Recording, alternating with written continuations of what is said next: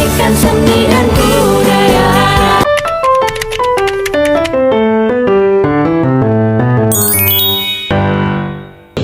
Bersama saya Muhammad Sulfanul Lutfi dari IAIPN Tegal. Di sini saya akan menjelaskan tentang moderasi beragama. Apa itu moderasi beragama?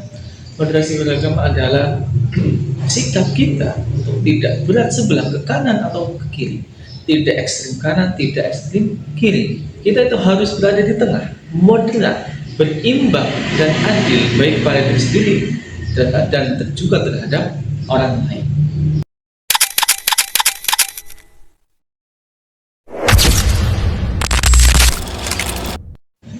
Di Indonesia sendiri, moderasi beragama harus kita terapkan karena Indonesia banyak sekali masyarakat, ada lebih dari 200 juta yang terdiri dari 6 agama yang diakui oleh Indonesia. Pemerintah Indonesia ada Islam, Katolik, Protestan, Hindu dan Konghucu. Tentu kita sebagai umat yang beragama tidak boleh menyalahkan, menganggap diri yang paling benar sendiri dan menyalahkan agama yang lain, seolah Indonesia adalah milik satu agama. Jadi sebagai manusia tentu kita harus memanusiakan manusia yang lain yang mempunyai kebebasan dalam berpendapat maupun beragama. Dan tentu sebagai warga yang baik, kita sebagai warga yang baik harus taat kepada konstitusi yang ada di negara Kesatuan Republik Indonesia.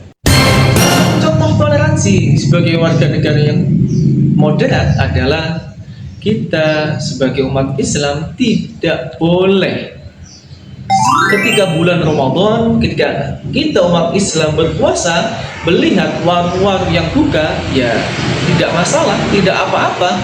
Apa keimanan kita goyah melihat orang-orang lain di siang hari makan? Ya, sebagai umat Islam yang beragama, orang Indonesia, warga negara Indonesia yang moderat harus bisa menghormati itu. Kita tidak boleh memaksakan kehendak kita, tidak boleh memaksa mereka untuk menutup warung mereka selama tidak ada tindakan jelas, tidak ada tindakan ekstrim yang dilakukan oleh mereka. Pun ketika ada tindakan-tindakan itu, salah satu apa yang harus kita lakukan adalah dengan kita bisa melaporkan kepada pihak yang berwajib. Tentu setelah kita punya bertoleransi, menghormati perbedaan, kemudian tidak memaksakan kehendak kita kepada orang lain, dan pun ketika ada melihat sebuah tragedi, konflik antara gesekan antara satu dengan yang lain, kelompok satu dengan yang lain, kita sebagai warga negara yang baik harus melaporkan itu terhadap yang berwajib. Tentu sebagai umat yang bermoderat, umat manusia yang mempunyai sikap yang moderat, kita harus menghindari konflik dengan tidak memaksakan kehendak kita terhadap orang lain, supaya tidak muncul yang namanya kekerasan.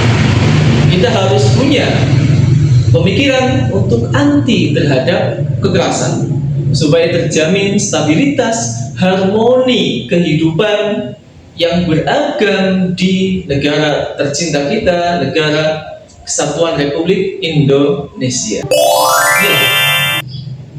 Sebagai negara yang sangat luas sekali, punya beragam etnis, suku, budaya, kita juga harus bisa menghormati terhadap budaya orang lain.